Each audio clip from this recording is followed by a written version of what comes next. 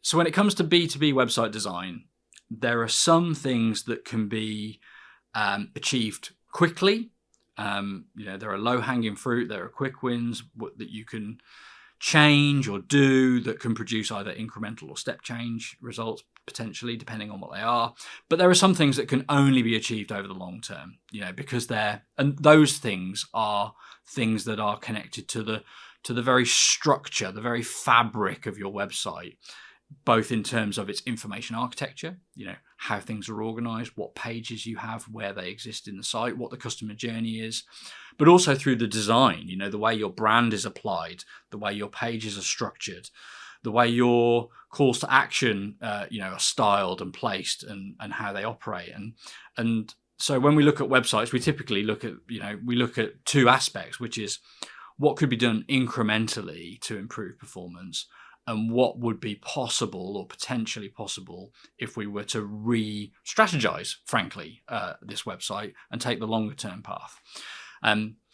When we look at websites, to identify quick wins, it's often going to be things around the main value proposition, the hero message. How clearly are we communicating our value proposition versus using fluffy phrases filled with buzzwords. That's a simple quick win that most businesses can pull. It's easy to test, actually. I'd like to encourage businesses to test the simplest version of their homepage message they can possibly come up with and see how it performs at an overall high intent lead generation level versus the snazzier versions that are often there when we first look. Call to action language, let's replace contact us or get started with talk to sales, take a demo, etc., etc. Things that communicates the specific benefit offered and align to what the buyers want from their visit on our website, rather than, again, these softer, more open-ended statements. But if your website, doesn't have the structure and the pages that allow you to optimize for the terms, the keywords that buyers use when they're researching your category of solution,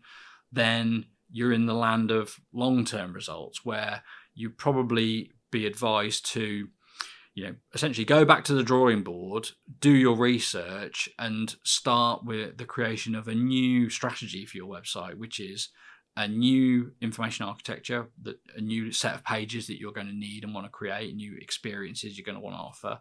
a site map that creates a customer journey that's intuitive and familiar to a buyer, and helps you make decisions on their behalf, so that your mega menu doesn't become a bloated, enormous, paralyzing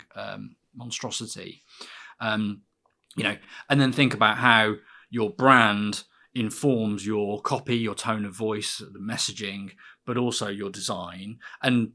gives you the time as well to assemble those, screenshots that are sometimes hard to come by in the form that you need them, but can produce a big impact on your performance that will be long lasting, in addition potentially to those quick wins that have either incrementally or significantly impacted your results already.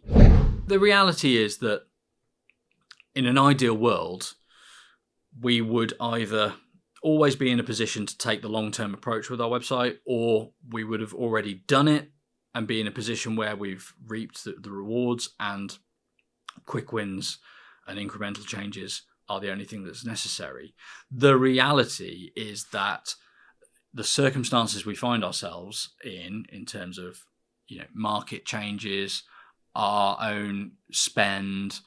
the age of our current website, and so on, all affect and impact how we think about our ability to view our website through the lens of what can we do quickly versus what should be the longer term approach. Fundamentally, if your website isn't a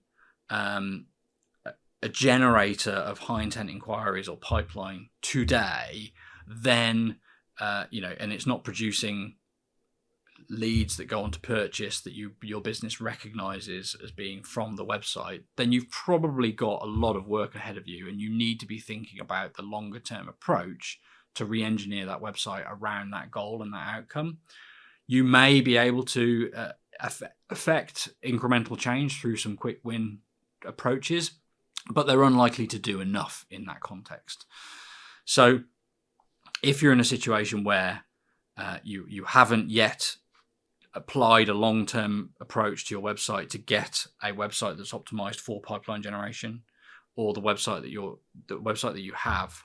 doesn't generate pipeline, then you want to be thinking fundamentally.